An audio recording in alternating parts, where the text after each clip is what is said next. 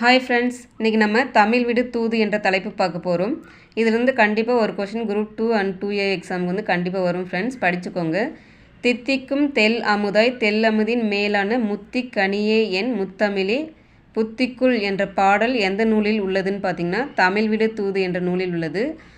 மூன்றினம் பார்த்தீங்கன்னா துறை, தாளிசை, விருத்தம். இது ஆல்ரெடி கேட்டிருக்காங்க, எக்ஸாமில் வந்து கேட்டிருக்காங்க ஃப்ரெண்ட்ஸ், குரூப் 2 எக்ஸாமில்.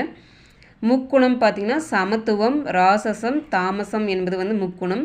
சமத்துவம் என்பது அமைதி, ராசசம் என்பது போர், தீவிரமான செயல்களை குறிக்கும் குணம். தாமசம் என்பது வந்து சோம்பல். 10 குணம் செறிவு, சமநிலை முதலிய 10 குணம் அணிகள். வண்ணங்கள் 5: வெள்ளை, சிவப்பு, கருப்பு, மஞ்சள், பச்சை.